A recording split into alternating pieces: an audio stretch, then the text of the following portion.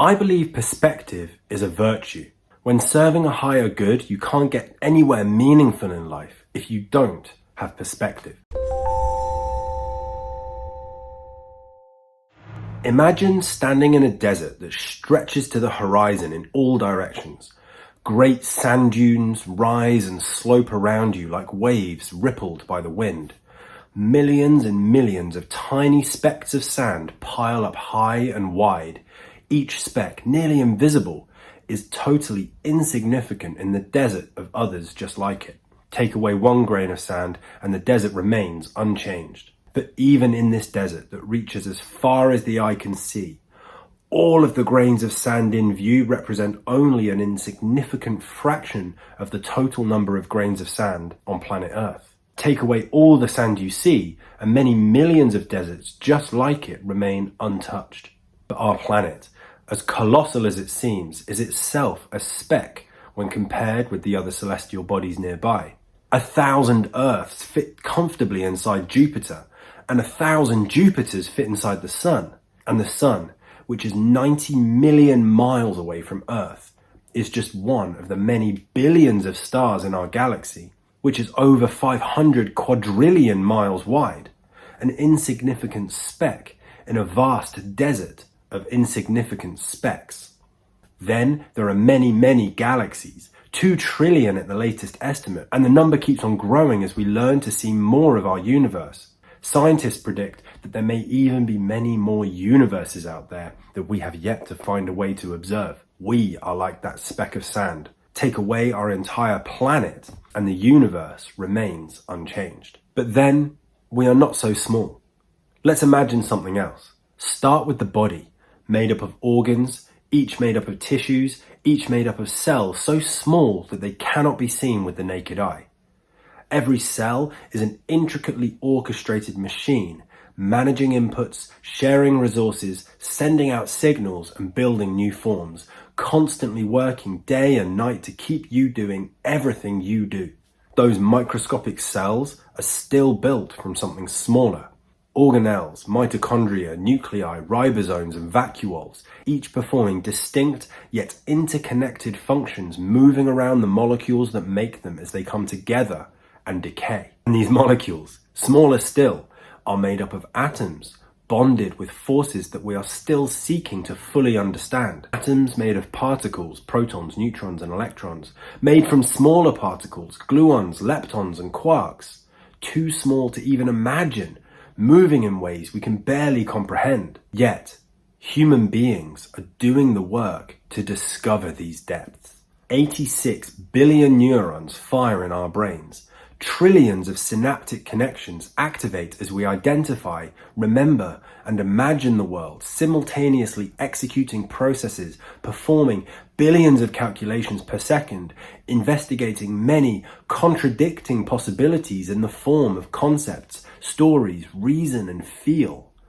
The scale of what is within us more than matches the scale of what is outside of us. We are vast, and we contain multitudes. Zooming in and out reveals our limits and our potential. The scope and scale of it all reminds us of the importance of perspective. Ourania is the muse of astronomy. A muse is a kind of spiritual being appearing as a beautiful, inspirational woman.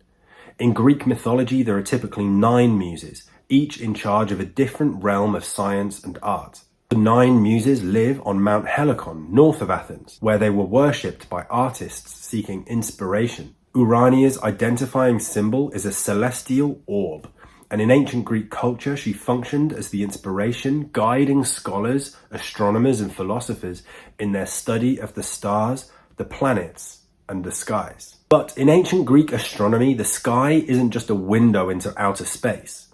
As well as studying the movement of the stars, astronomers also used their discoveries to help inform theories about what was happening in the smallest details of the world they lived in, finding associations and commonalities that linked above to below.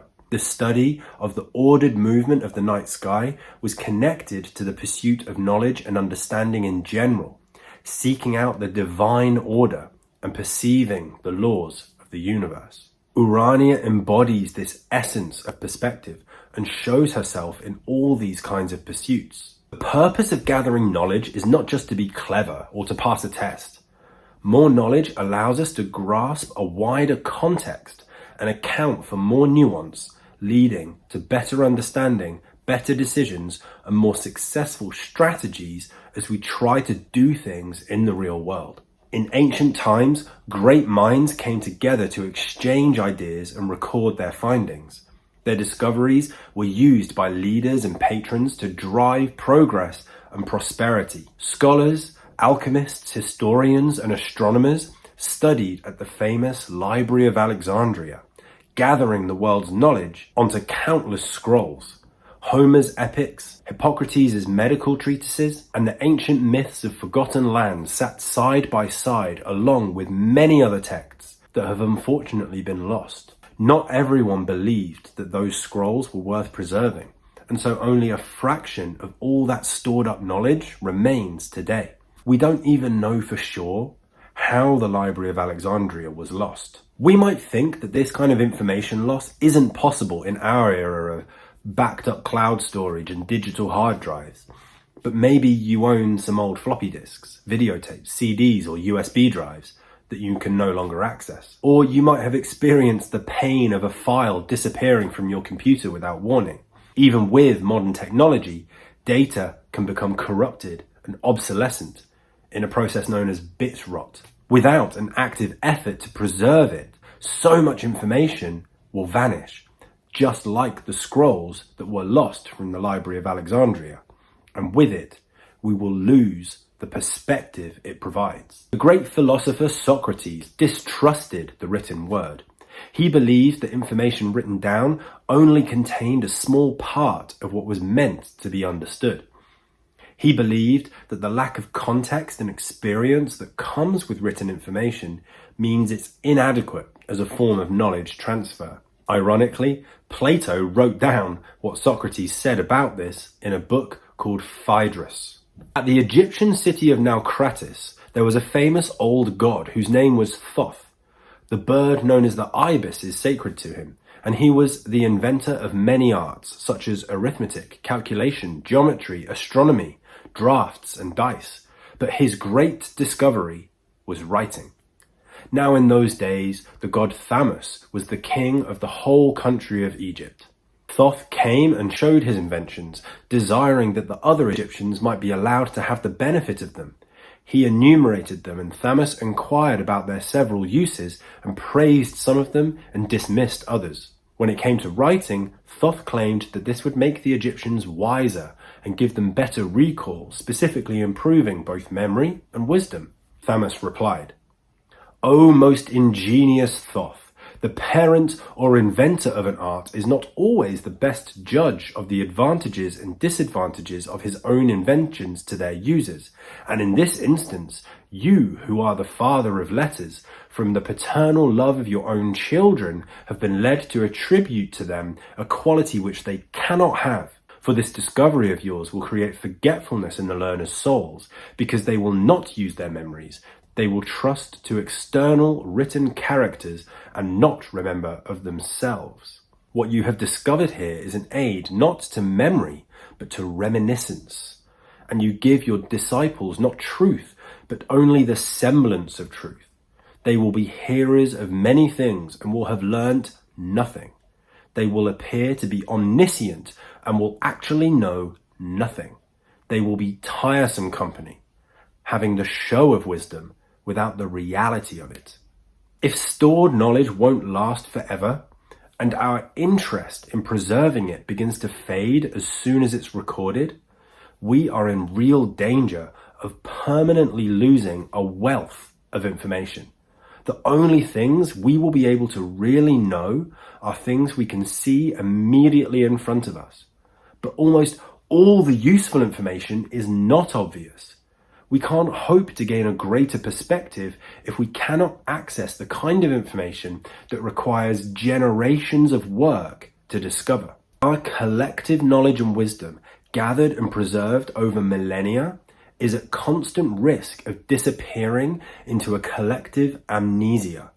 Like the lost wisdom of the ancient civilizations, our knowledge is always at risk of being completely forgotten. Our task is to both safeguard it and add to it, not only for ourselves, but for future generations, maintaining its availability, adaptability, and applicability. Sociologist Robert K. Merton studied the scientific community of the 1930s and 40s. He noticed that science wasn't about approved narratives, individual genius, or flashes of insight. It was about the collective effort of a community shaped by shared expectations and behaviors. He published his discoveries in a paper titled The Normative Structure of Science. In this paper, he described 4 core values that guided scientific work. Communalism, knowledge discovered by the scientific community is treated as property of the scientific community as a whole, openly shared and accessible to anyone willing to do the necessary work to understand it. Universalism, claims are judged objectively on their own merits and treated according to the same high standards, no matter the status and identity of the individuals making the claim. Disinterestedness.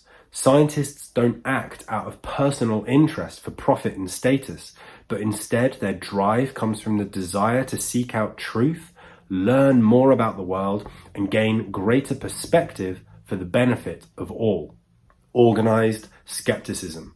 Challenging ideas and being critical is expected and encouraged, continually questioning claims and testing evidence to see if current understanding still fits new discoveries.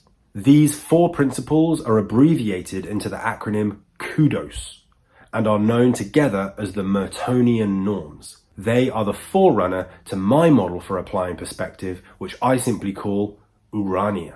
When we look at things on a global level, we find that the universe is unimaginably vast. This sense of scale can make us feel small, reminding us that we are just tiny specks in an infinite cosmos. When we properly take in this reality, it brings us to a place of humility. All of our discoveries, all of our achievements, all of our inventions and creations are just a glimpse of an unending expanse. There is so much of the world that we just don't know. But this humbling thought doesn't diminish our motivation. It inspires it. The unknown isn't something to fear, but something to explore. We adventure into the mysteries of the universe to chip away at the mountain, one discovery at a time. The more we learn, the deeper we dive into both the massive and the minuscule, perceiving universal truths at every scale. The more we add to the precious archive of human knowledge. We have the ability to toggle between these 2 viewpoints, big and small. Zooming out reminds us of our insignificance. Zooming in reveals our complexity and interconnectedness. This teaches us to balance the humility needed to remain disinterested in our own gain against the ambition needed to push further and find out more. This is what happens when we have perspective. Ourania is our spiritual example for someone who embodies and identifies as someone with perspective. A world with more Ouranias, where perspective is considered a virtue, is a world that truly values knowledge, both the preservation and application of knowledge we have already worked to establish, and the exploration of the far greater body of knowledge that we haven't yet realized. When we do this, we ensure the continuation of our wisdom by putting it to good use. This requires consistent and deliberate effort. We must involve ourselves in the process of learning and building so that we retain the perspective that allows us to make wise decisions for the benefit of all. We cannot simply rely on technology to do all of our thinking for us. Ourania is a key character in my world-building project called Etherealis. Etherealis is a beautiful land of peace and abundance organized into a confederation of 18 city-states, each overseen by their patrons, 9 inspiring women appearing as the muses of ancient Greek myth, and 9 heroic men appearing as the worthies of medieval chivalry. The patrons rule with justice and wisdom as a council, meeting in a grand complex of civic buildings known as the capital. This huge collection of castles, cathedrals, palaces, and gardens sits at the center of Etherealis and is home to an elite class of specially trained stewards, universally revered for their exceptional intellect, physical prowess, and emotional resilience. These volunteers dedicate themselves to serving their communities on behalf of the patrons, living purposefully according to their ancient motto, Vitalitas, Prosperitas, Agentia. Their hard work grants them access to a vast library of profound manuscripts and magical artifacts concealed deep in the labyrinthine structures of the capital. This library continuously grows as the stewards engage deeply in mysterious studies and experiments. Who knows what treasures could be hidden within those cloistered halls? In future posts, I will be talking more about the muses and the worthies and how they embody key virtues that we can take into the future. What kind of knowledge do you think we should be preserving to ensure a better future? Comment below or send me a message. My handle is @GymnasionUK on YouTube, Twitter, Substack, and Instagram. Like, subscribe, share, bookmark so you don't miss the next post. And take a look at gymnasion.net for free stuff to help with your health and fitness. See ya!